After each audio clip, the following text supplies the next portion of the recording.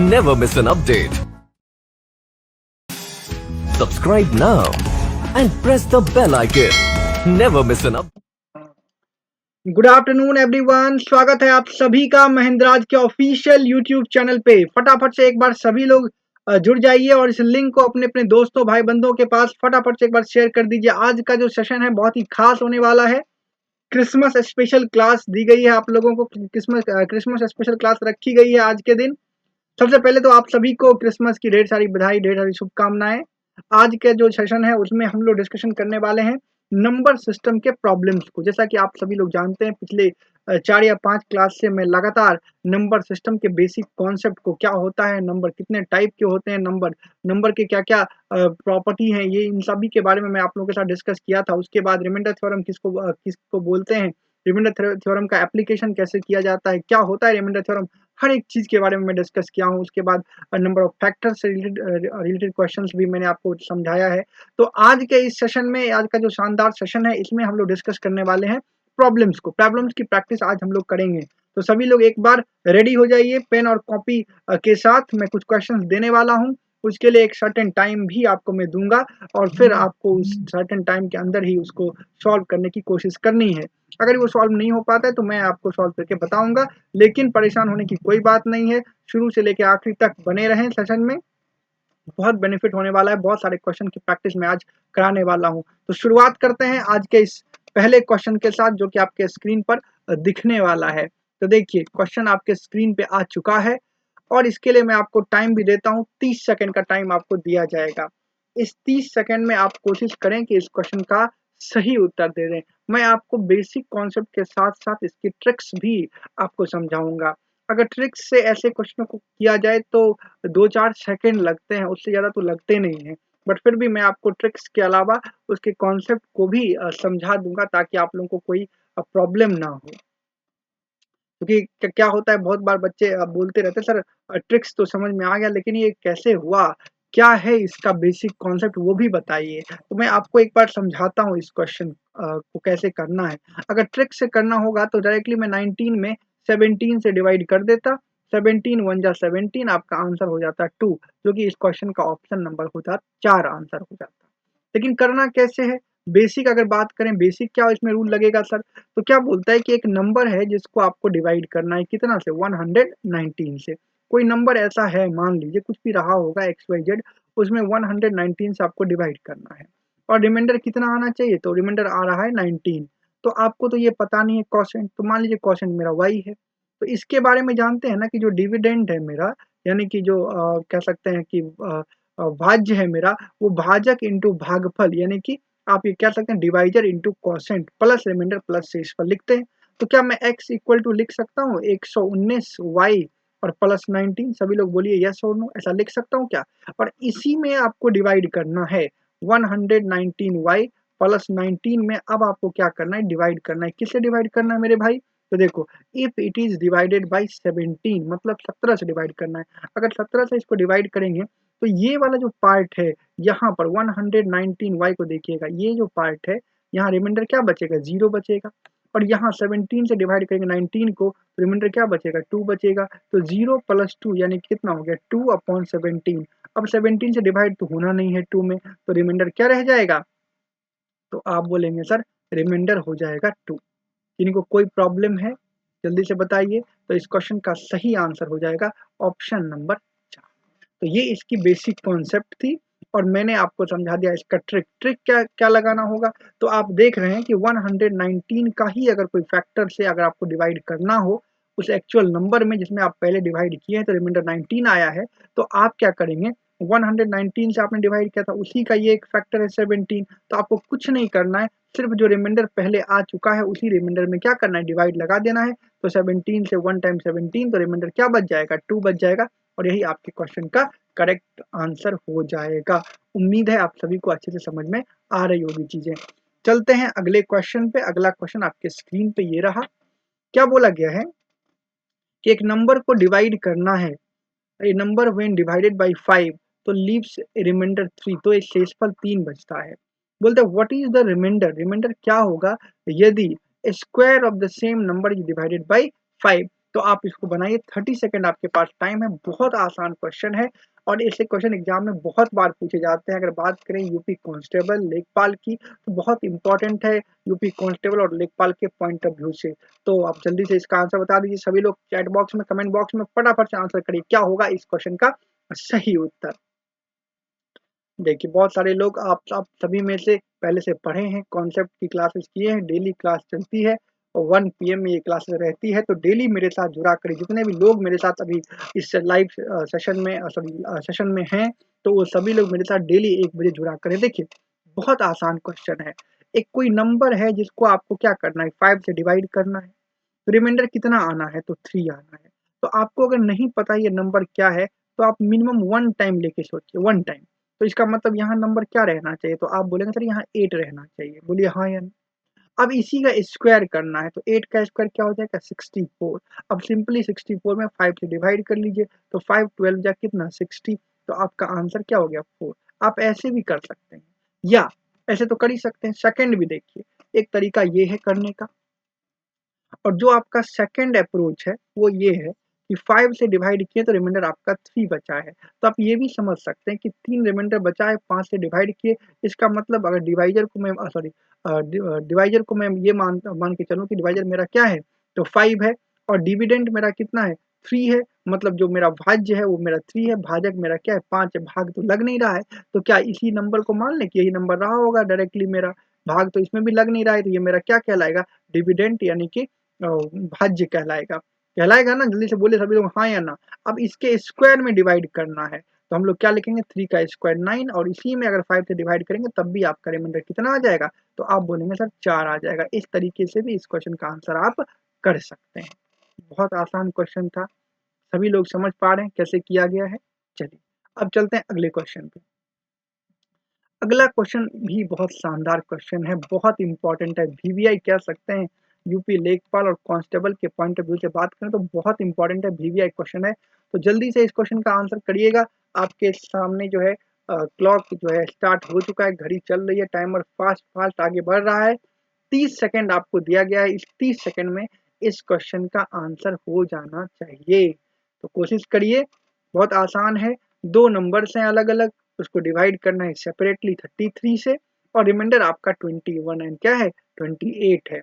अब बोलता है उसके सम को अगर आप डिवाइड करेंगे 33 से, तो रिमाइंडर क्या बचेगा। बहुत सिंपल सा सवाल है, सभी लोग बताइए फटाफट से। अगर इसके ट्रिक्स की बात करें, अगर आप ट्रिक्स जानना चाहते हैं कि क्या ट्रिक्स होगा सर, तो आपको सिंपली क्या करना है, पहले दो रिमाइंडर जो बचे हैं उसको ऐड कर लेना है। 21 प्लस कितना, सॉरी 28, ऐसा कर लेना है। और अब क्या बोलता है, if the sum of the two numbers is divided bye 33, और उसी 33 से अगर आपको डिवाइड करना है तो शुरुआत के दो रिमाइंडर को ऐड करके और उसमें 33 को माइनस कर लेना, यही आपका आंसर हो जाएगा। 8 और 1 9, 2 2 4, 49 माइनस 33, आपका आंसर क्या आ जाएगा, 16। तो 16 आपका इस क्वेश्चन का राइट आंसर है। लेकिन हुआ कैसे सर, इसका बेसिक कॉन्सेप्ट क्या है, तो अब उस पर हम लोग फोकस करते हैं। ध्यान से देखिएगा क्या कैसे किया जाना चाहिए। दो नंबर हैं आपके पास, एक नंबर को x मान लीजिए और एक नंबर को y मान लीजिए। इसको डिवाइड कितना से लगाना है, तो 33 से डिवाइड लगाना है। रिमाइंडर कितना बचेगा, 21। यहाँ डिवाइड कितना से लगाना है y को, 33 से। रिमाइंडर कितना बचेगा, 28। ऐसा बोला गया। क्वोशिएंट आपको नहीं पता है, तो मान लीजिए क्वोशिएंट यहाँ पर रहा होगा a और यहाँ रहा होगा सेकेंड टाइम b रहा होगा, मान सकते हैं। तो नंबर तो निकाल सकते हैं ना, भाज्य बराबर भाजक गुना भागफल, और जोर से इस डिविडेंड बराबर divisor into quotient plus remainder. तो x इक्वल टू बोल पाएंगे 33a और प्लस 21 बोल पाएंगे। उसी प्रकार से y इक्वल टू बोल पाएंगे 33b और प्लस कितना, 28। यही हो जाएगा, बोलो हाँ या ना। अब इन दोनों नंबर के सम को डिवाइड करना है। अगर मैं इन दोनों नंबर के सम को सम कर लूँ, इन दोनों नंबर का मतलब अगर मैं x प्लस वाई निकाल लूँ, तो आप बोलेंगे ना सर 33 कॉमन ले लीजिए, a प्लस बी मिल जाएगा, और यहाँ मिल जाएगा 8 और 1 9 और 2 2 4। अब इसमें डिवाइड लगाना है किससे, तो 33 से। एक बात बताओ मेरे भाई, 33 से यहाँ डिवाइड करोगे तो रिमाइंडर तो जीरो, क्योंकि 33 से कैंसिल हो गया 33, और यहाँ जब डिवाइड करोगे तो रिमाइंडर कितना बचेगा, 16। तो यही तो आपसे पूछ रहा था कि बताइए रिमाइंडर कितना बचेगा, तो क्या आंसर, करेक्ट 16।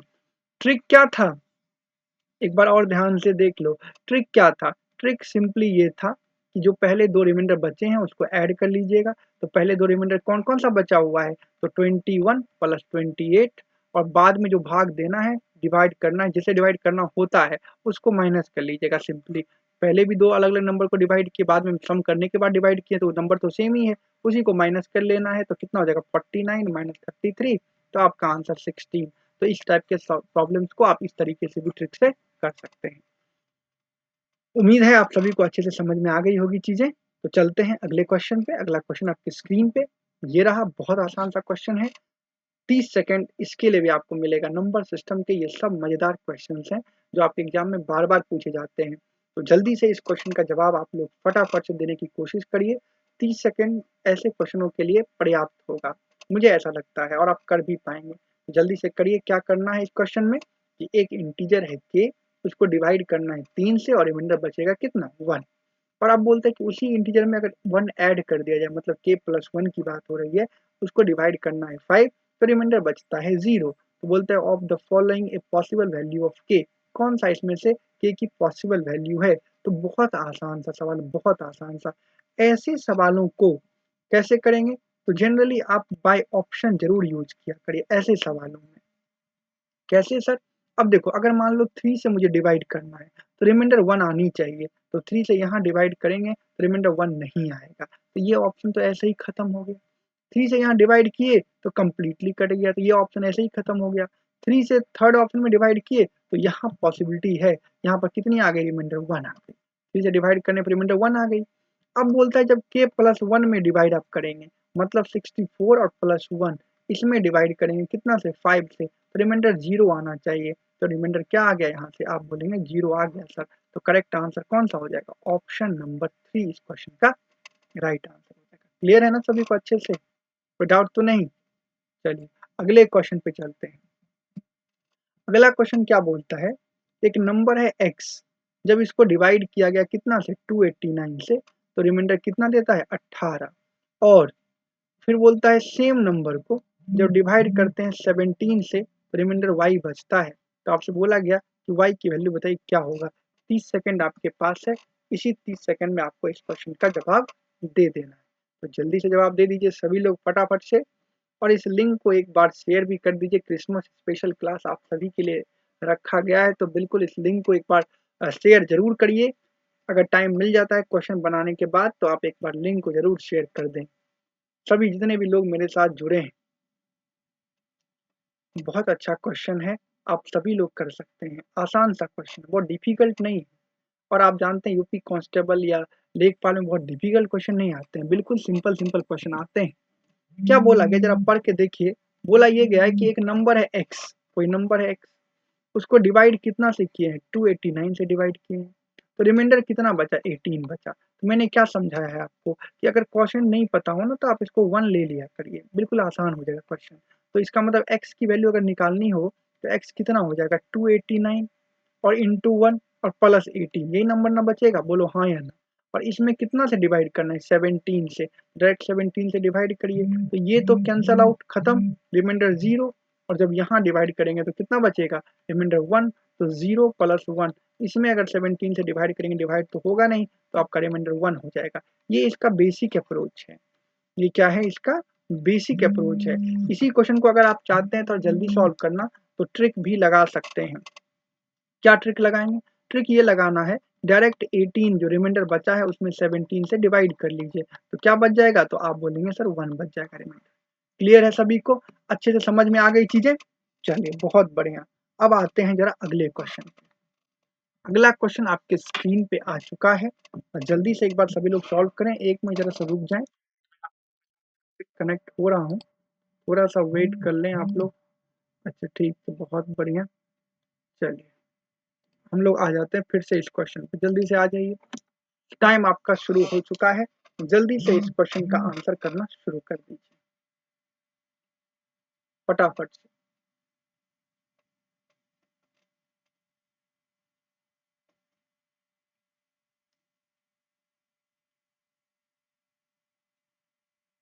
देखिए क्या बोलता है, एक नंबर n है जिसको 6 से डिवाइड किया गया है, रिमाइंडर बच गया 4। और बोलता क्या है उसी number when 2n is divided bye 6, अगर 2n को डिवाइड करें 6 तो रिमाइंडर क्या बचेगा। अब ध्यान से देखिएगा, n को डिवाइड किया गया है किससे, 6 से, n को डिवाइड किया गया 6 से, तो रिमाइंडर क्या बचा आपका, 4 बच गया। अब बोलते हैं 2n को, मतलब n का मल्टीपल जो 2n है इसको डिवाइड किया जाए 6 से, तो रिमाइंडर क्या बचेगा। तो मैंने फिर से आपको क्या बताया हुआ है कि यहाँ पर क्वेश्चन को क्या लेना है, 1 लेना है, तो n कितनी निकल के आ जाएगी, 10 आ जाएगी क्या, जल्दी से बोलिए हाँ या नहीं। अब इसका डबल करना है, तो 10 का डबल कितना हो जाएगा, 2n में डिवाइड करना है आपको, तो 2n निकालेंगे जैसे ही तो कितना निकल के आ जाएगा, तो आप बोलेंगे सर 20 आ जाएगा, और 20 में जब 6 से डिवाइड करेंगे तो 6 3 जा 18, तो रिमाइंडर क्या बचेगा आपका 2। तो करेक्ट आंसर इस क्वेश्चन का क्या हो जाएगा, ऑप्शन नंबर 1, ये आपका राइट आंसर। क्लियर है सभी को, अच्छे से समझ में आ गई चीजें, कोई डाउट तो नहीं किन्हीं को। चलिए अगले क्वेश्चन पे बढ़ते हैं।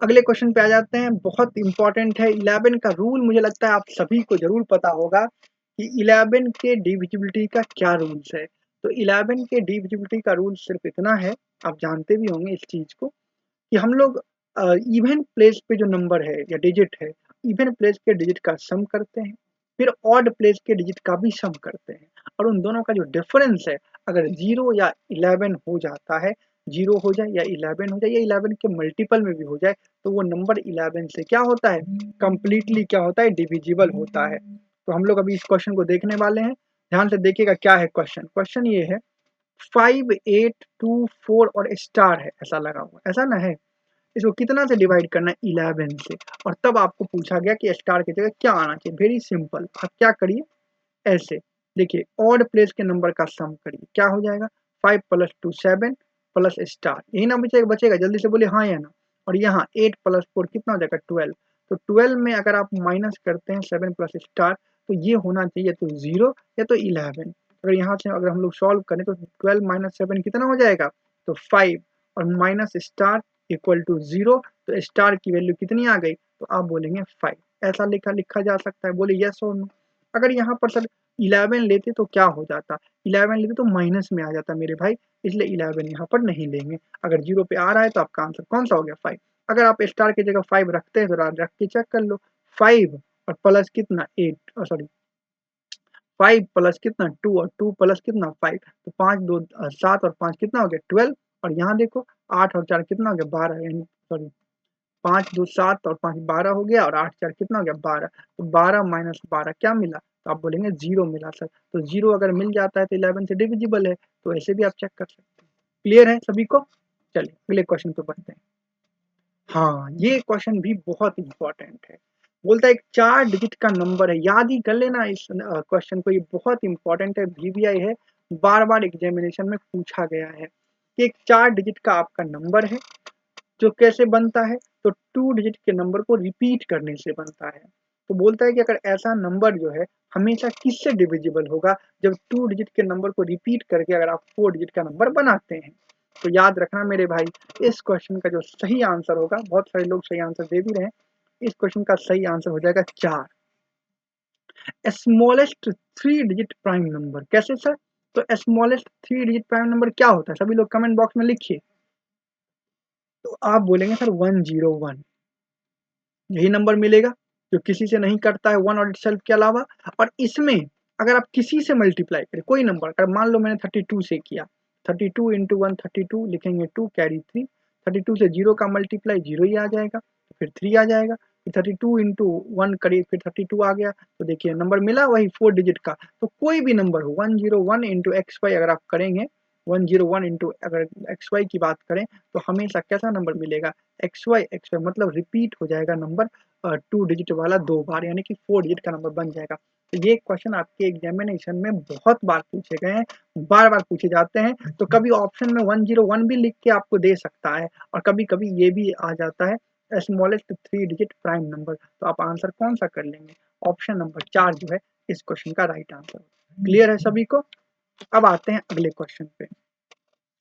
अगला क्वेश्चन भी बहुत इंपॉर्टेंट है, अभी आज के सेशन में स्पेशल क्रिसमस का सेशन है, तो इसमें सारे के सारे क्वेश्चन जो है एक से एक हैं, लाजवाब हैं, शानदार हैं, दमदार धमाकेदार हैं। तो जल्दी से आंसर करिए कि 1 से 50 तक के अगर आप नंबर लिखते हैं तो कितने डिजिट्स का रिक्वायरमेंट होगा, कितना डिजिट्स रिक्वायर्ड है, कितने डिजिट्स की जरूरत है ये आपसे पूछी जा रही है। 1 to 50 लिखना है। तो देखिए बहुत आसान ये भी सवाल है, बस थोड़ा-सा ढंग से समझिएगा, पॉइंट पे ध्यान दीजिएगा मैं क्या बोल रहा हूँ कि 1 to 50 अगर आपको लिखना है, सोचिए 1 to पहले मैं 9 लिखता हूँ, 1 to 9 लिखता हूँ। तो 1 to 9 में एक-एक डिजिट लगेगा, सिंगल डिजिट का नंबर है ये सब। तो आप क्या बोलेंगे सर 9 तक में एक-एक डिजिट मिलेगा यानी कुल डिजिट कितना मिला 9, ठीक है? अच्छा एक बात बताइए 1 से 50 में आपको टोटल जो नंबर्स मिलने वाले हैं वो तो 50 नंबर्स मिलने वाले हैं। उसमें 1 टू 9 9 नंबर्स तो हम लोग बात ऑलरेडी कर ही चुके हैं। तो 41 जो डिजिट सॉरी 41 जो नंबर्स हैं इसके बारे में तो बात नहीं किए हैं। मतलब आप ये कह नहीं सकते क्या कि 41 यानी कि अगर 10 टू अगर बात करें 50 तो आपके पास कितने नंबर्स मिलेंगे? तो आप बोलेंगे कि सर 41 नंबर्स मिलेंगे, बोलो हाँ या ना? और एक-एक नंबर जो है आपका 2 डिजिट का होगा। तो 41 इंटू 2 कर लें क्या? तो कितना हो गया 82 हो गया। तो कुल मिला के अगर देखा जाए तो 82 प्लस 9 मिलके क्या 91 हो जाएगा। तो आपका करेक्ट आंसर जो है इस क्वेश्चन का कौन सा हो जाएगा 3 हो जाएगा। मतलब 10 से लेकर के 50 तक सारे के सारे नंबर 2 डिजिट के हैं। तो आपको जो है एक-एक नंबर लिखने के लिए 2 डिजिट की ज़रूरत पड़ेगी। तो 10 टू 50 41 आपके पास नंबर है। तो सबको लिखने के लिए 2-2 डिजिट की ज़रूरत पड़ेगी। तो 41 इंटू 2 कितना हो जाएगा 82 हो जाएगा। और पहले से कितना है 1 टू 9 में 9 डिजिट पहले से है तो दोनों को ऐड कर लीजिए तो मिलके कितना हो गया 91। सिंपल है, आसान भी है। चलिए अगले क्वेश्चन पे चलते हैं। अगला क्वेश्चन भी देखिए एकदम शानदार है, बहुत शानदार क्वेश्चन है।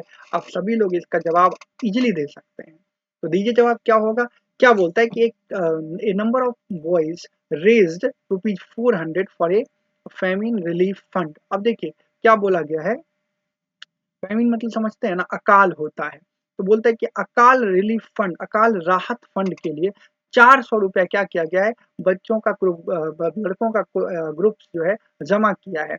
और प्रत्येक लड़का each boy giving as many 25 पैसे coins as there were boys. मतलब जितने बॉयज वहां पे हैं उस ग्रुप में तो हर एक बच्चा जो है उतना पैसा देता है, उतना 25 पैसे का सॉरी 25 पैसे का कॉइन देता है जितने बच्चे उस ग्रुप में हैं।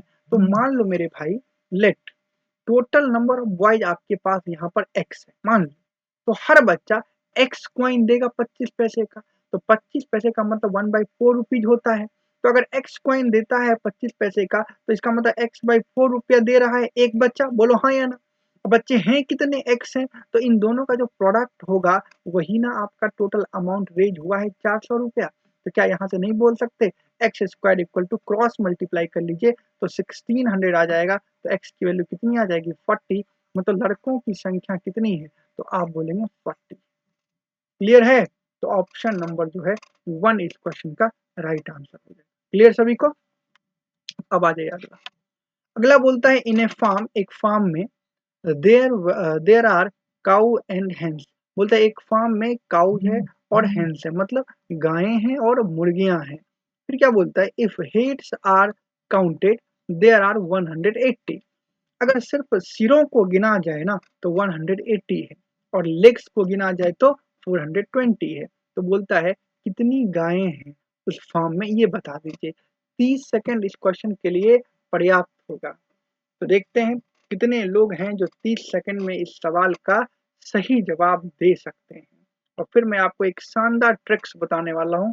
उस ट्रिक्स के हेल्प से इस क्वेश्चन का जवाब तो आप 10 सेकंड में ही दे देंगे। तो फिर भी देखते हैं कितने लोग इस क्वेश्चन का सही जवाब कर पा रहे हैं। फटाफट से जवाब देना शुरू कर दीजिए सभी लोग, फास्ट फास्ट। और अगर टाइम मिलता है तो बीच में एक बार लिंक को भी शेयर कर दें। लाइक बटन प्रेस करने को कहना हमको लगता है जरूरत है नहीं, आप खुद भी प्रेस कर ही लेते हैं, कर देंगे। चलिए देखते हैं एक फार्म में क्या है, काऊ भी है हिंस भी है। अच्छा एक बात बताइए आप लोग, काऊ के कितने पैर होते हैं ये सबको क्लियर है पहले से? कितना लेग्स होगा? 4 ही होता है। अच्छा ये हेन्स के कितने होते हैं मुर्गियों के? तो आप बोलेंगे सर इसके तो 2 होते हैं। हेड में तो कोई फर्क नहीं है, काऊ का तो एक ही हेड होगा, हेन्स का भी एक ही हेड होगा। लेकिन जब पैरों को गिना गया, लेग्स को गिना गया तो कितना मिला 420 और हेड को गिना गया तो 180। एक बात बताओ मुझे, अगर मान लो मैं एक काम ऐसा करता हूँ कि अगर यहाँ 4 लेग्स है काऊ का, हेन्स का 2 लेग्स है, अगर मैं सबका 2 लेग्स ही काउंट करता हूँ, सभी लोग ध्यान से समझना, हेंस के पास कितना लेग्स है 2, काउ के पास 4 है, लेकिन मैं क्या किया सभी का 2 लेग्स ही मैं काउंट किया, कितना 2 लेग्स ओनली काउंट किया। तो 180 अगर हेड हैं तो 2 लेग्स काउंट करेंगे तो 360 लेग्स तो आ जाने चाहिए, बोलो हाँ या ना। लेकिन क्वेश्चन कह रहा है कि आपके पास जो काउंटिंग में आया है लेग्स की संख्या वो 420 आया है, तो इसका मतलब कितना लेग्स आपने काउंट नहीं किया, 60 लेग्स आपने काउंट नहीं किया। यहाँ तक बात समझ आ गई सबको कि मैंने सबका जितने भी एनिमल्स है मतलब काऊ भी और हेंस मिला करके मैंने सबका 2-2 लेग्स ही काउंट किया, तो 180 एनिमल्स ही है तो 180 इंटू 2 यानी कि 360 लेग्स मैंने काउंट कर लिया। तो 420 टोटल क्या है लेग्स है काउंटिंग में, 360 मैंने कर ही लिया, तो रिमेनिंग लेग्स कितना बच गया, 60 बच गया ना, बोलो हाँ या ना जल्दी से, कोई प्रॉब्लम है।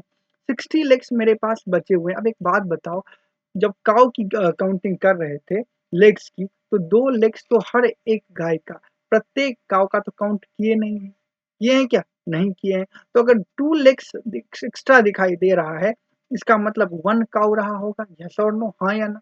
तो हमारे पास लेग्स कितना एक्स्ट्रा दिखाई देने 60, तो आप 2 से डिवाइड नहीं कर लेंगे इसको तो कितने आ जाएंगे काऊ, तो आप बोलेंगे 30 सर, क्योंकि 2 लेग्स एक्स्ट्रा बचने का मतलब एक गाय का है, एक गाय का ही तो 2 लेग्स काउंट नहीं किए हैं। तो उस प्रकार से 60 अगर लेग्स बचे हुए हैं इसका मतलब कितनी गायें रही होगी, तो आप बोलेंगे सर उसको 2 से डिवाइड कर लीजिए यानी कि 30 गायें जो है रही होगी। क्लियर है ना। चलिए अगले क्वेश्चन पे बढ़ते हैं। अगला क्वेश्चन भी बहुत शानदार है, इसमें थोड़ा सा दिमाग लगाने की जरूरत है, लगाइए दिमाग और बताइए आंसर क्या होगा इस क्वेश्चन का। बोलता है कि जो यूनिट प्लेस का जो डिजिट है ना वो आपको निकालना है, मतलब इकाई अंक निकालना है, और प्रोडक्ट कहाँ से कहाँ दिया गया 81 टू 89। दिमाग लगाने की जरूरत है, कौन बच्चा है जो सही दिमाग लगाता है और आंसर बताता है। यूनिट डिजिट निकालने तो सबको आता है, लेकिन फिर भी लॉजिकल सवाल जो है हमेशा से पूछे जाते रहे हैं पहले भी, और हमेशा एक दो सवाल लॉजिकल आते ही आते हैं। अगर लॉजिक सही है तो आप इस सवाल का जवाब तुरंत दे पाएंगे, नहीं तो फिर मुश्किल हो जाएगा। देखो 81 से लेकर के 89 तक है, आपको दिमाग यहाँ इतनी इतनी लगानी थी मेरे भाई कि 81 टू 89 अगर लिखेंगे तो उसमें एक 82 में इवन नंबर 2 दिखाई दिया, और एक और 5 भी मिल जाएगा आगे, आगे जैसे ही आप बढ़ेंगे ना तो 5 भी मिल जाएगा, और जैसे ही 2 और 5 का कॉम्बिनेशन हुआ आप ऐसा लिख दिए तो यहाँ एक 5 भी मिल गया, यहाँ 2 भी मिल गया। जैसे ही 2 और 5 का कॉम्बिनेशन हुआ तो आपका 0 आना तो तय है, मतलब यूनिट डिजिट जो है आपका वो क्या मिल जाएगा, तो आप बोलेंगे सर यूनिट डिजिट मिल जाएगा यहाँ पे 0, मतलब आपका यूनिट डिजिट क्या आ गया 0 आ गया, मतलब ऑप्शन नंबर 1 इस क्वेश्चन का राइट आंसर। आई बात समझ में सभी को, जल्दी से बता दीजिए।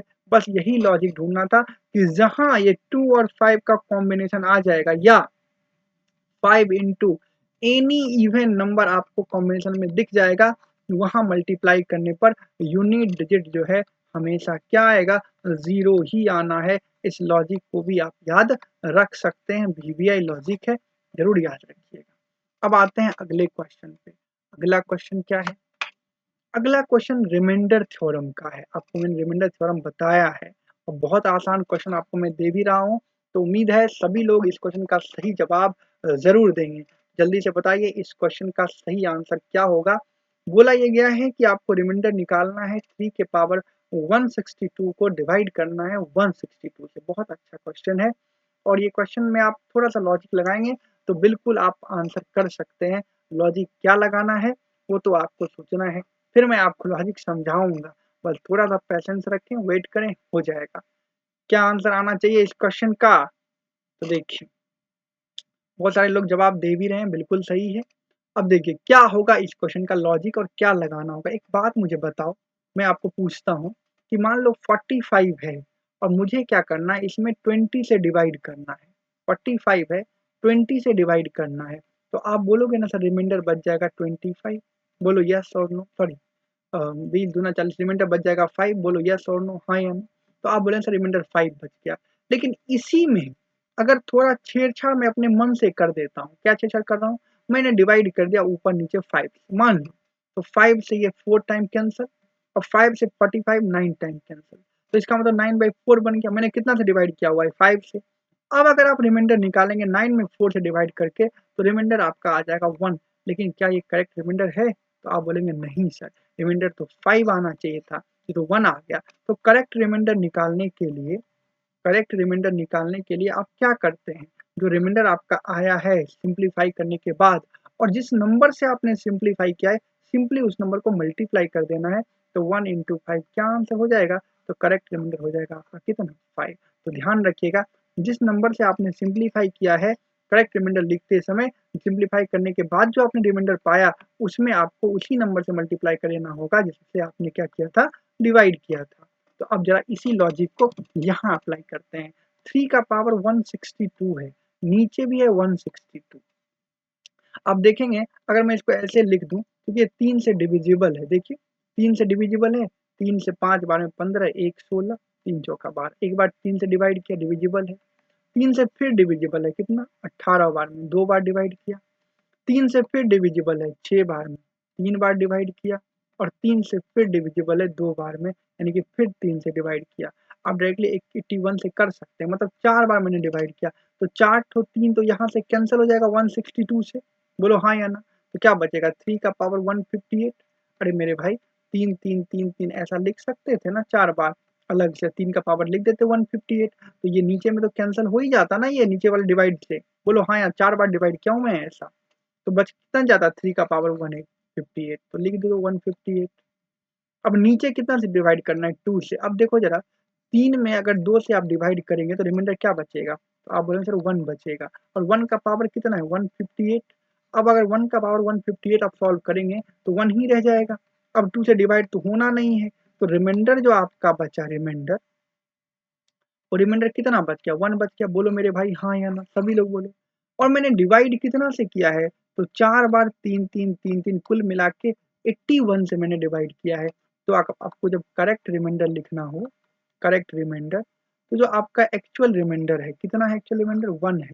इसमें सीधा आप क्या करेंगे?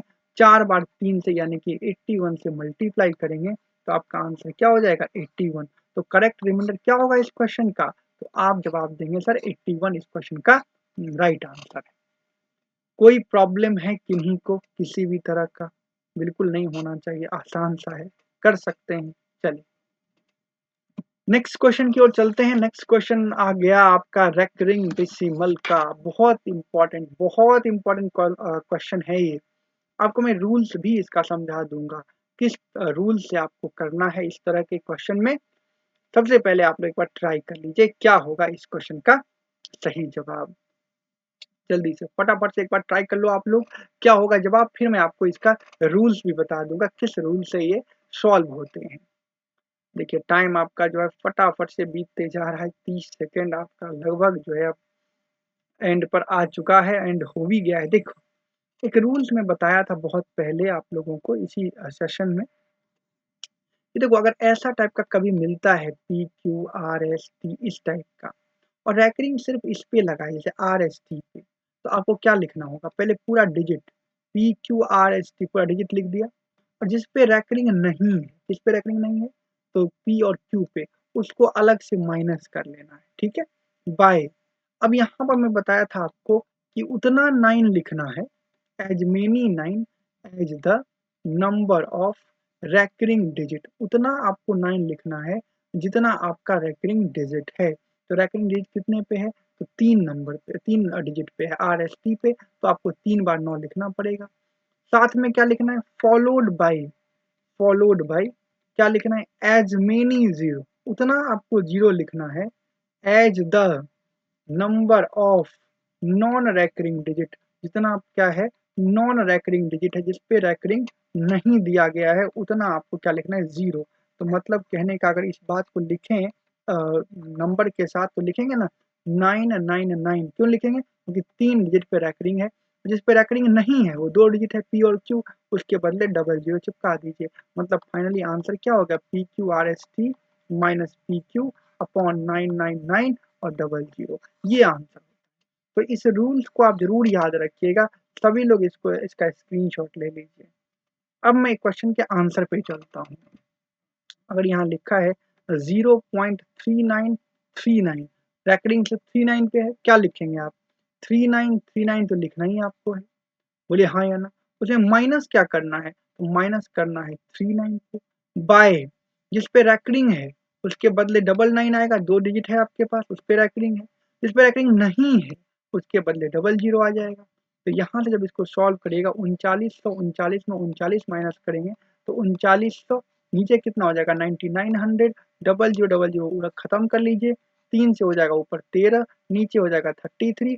तो इस क्वेश्चन का जो सही जवाब होगा तो 13/33 जो है इस क्वेश्चन का करेक्ट आंसर होगा। बिल्कुल आसान है, रूल्स भी आप समझ गए, टेक्निक भी समझ गए कैसे करना है। तो चलिए अगले क्वेश्चन की ओर आगे बढ़ते हैं। अगला क्वेश्चन बहुत आसान है, क्या हाँ देखिए वो फॉर्मूला बेस्ड क्वेश्चन है। मुझे लगता है सभी लोग इस क्वेश्चन का को जवाब दे सकते हैं। जितने भी लोग इस सेशन में मेरे साथ जुड़े हैं उन सभी का जवाब इस क्वेश्चन में आ जाना चाहिए। क्यों? क्योंकि क्या पूछा है, अर्थमेटिक मीन पूछा गया है फर्स्ट एन नेचुरल नंबर का। तो सबसे पहले आपको क्या ध्यान रखना होगा कि sum of first n natural number क्या होता है। तो देखिए पहले मैं वही आपको समझाता हूँ। बहुत सारे लोग हैं जिनको ये फॉर्मूला जरूर याद होगा ही, याद होना भी चाहिए। बहुत नॉर्मल सा बेसिक सा फॉर्मूला है कि आपको पता होना चाहिए कि sum of first n natural number मतलब प्रथम एन प्राकृत संख्याएं जो हैं, प्रथम एन प्राकृत संख्याएं, उनका जो सम होता है वो होता है n into n plus 1 upon में 2 ऐसा। तो अगर एवरेज की बात करें मेरे भाई तो एन इंटू एन प्लस 1/2 तो ये तो सम है, और डिवाइड किससे करना होगा तो आप जानते हैं एवरेज का मतलब क्या होता है। तो सम ऑफ ऑब्जर्वेशन, जितने भी ऑब्जर्वेशंस हैं उनका सम कर लीजिए, और बाई क्या होता है नंबर ऑफ ऑब्जर्वेशन, और जितने ऑब्जर्वेशंस की संख्या है उसे डिवाइड कर लीजिए। तो क्या आप लिख पाएंगे बाई एन, एन से एन खत्म, तो आप बोलेंगे सर बच गया एन प्लस 1 और अपॉन में कितना 2, मतलब कौन सा आंसर हो जाएगा, option number 2 is the right answer.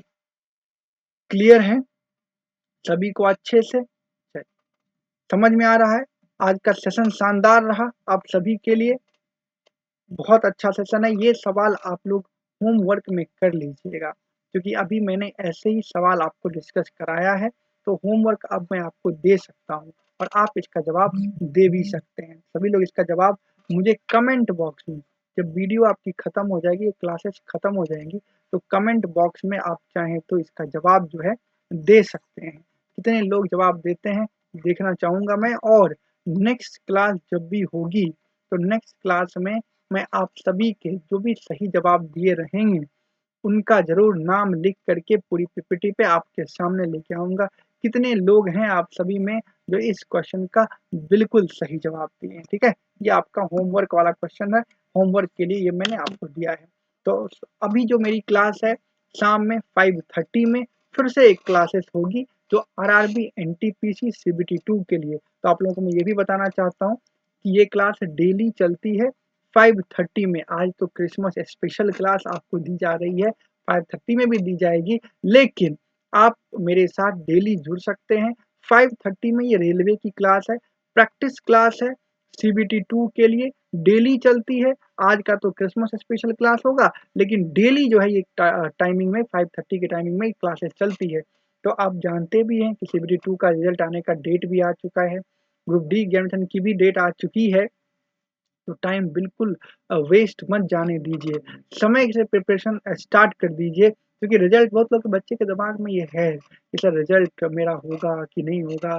तो मेरे भाई आप परेशान इस बात से ना हो, आप प्रिपरेशन करते रहें, फल की चिंता ना करें, कहावत है भी, मेहनत करते रहिए, फल की चिंता मत कीजिए। आपने जो करके आया है, अगर आपको विश्वास है कि आपने अच्छा किया है तो बिल्कुल रिजल्ट आएगा ही आएगा। लेकिन अब इस विश्वास को अगर आपके अंदर नहीं है कि मेरा रिजल्ट नहीं आ रहा है, तब भी प्रिपरेशन करने की ज़रूरत है, क्योंकि बिना प्रिपरेशन के फिर नेक्स्ट टाइम भी तो नहीं आएगी। इसलिए अभी से लग जाना, और जिनको है कि रिजल्ट आ सकता है उनके लिए तो एक-एक मिनट जो है अभी आपका जो है बहुत कीमती है।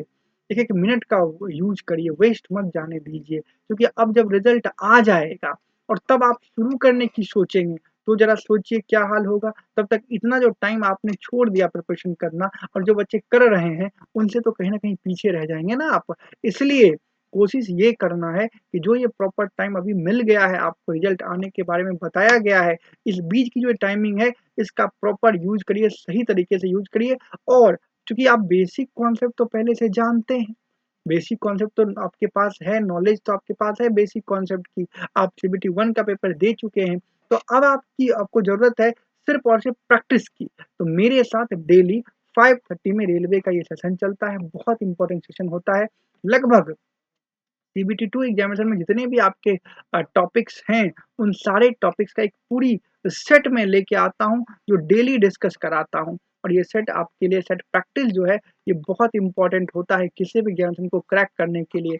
और आप जब सेट प्रैक्टिस करेंगे, तो आप देख पाएँगे कि लगभग लगातार अगर आप 10-15 दिन अगर कर लेते हैं क्लासेस, तो उसके बाद ही से आपको चेंज दिखना शुरू हो जाएगा। आप बहुत सारे क्वेश्चन को बहुत स्पीड में कर सकते हैं, बहुत कम टाइम में कर सकते हैं। तो थैंक यू, आप सभी को बहुत-बहुत धन्यवाद मेरे साथ इस सेशन में जुड़ने के लिए, और इसी तरह जुड़ते रहिए। 2 क्लास के बारे में मैंने आपको बताया, एक तो यूपी कांस्टेबल लेखपाल जिसकी क्लास मैं अभी करा रहा था आपको, और ये क्लासेस डेली 1 बजे चलती है। सिर्फ क्रिसमस के अवसर पे ये क्लासेस नहीं दी गई, ये डेली चलती है 1 पीएम में। और जो रेलवे एनटीपीसी सीबीटी 2 की क्लासेस है, वो डेली चलती है 5:30 पीएम में। तो डेली मेरे साथ जुड़ा करिएगा। Thank you everyone, thank you, आप सभी को बहुत-बहुत धन्यवाद, और फिर से एक बार बधाई भी क्रिसमस की। Thank you. Subscribe now and press the bell icon. Never miss an update. Subscribe now and press the bell icon. Never miss an update. Subscribe now and press the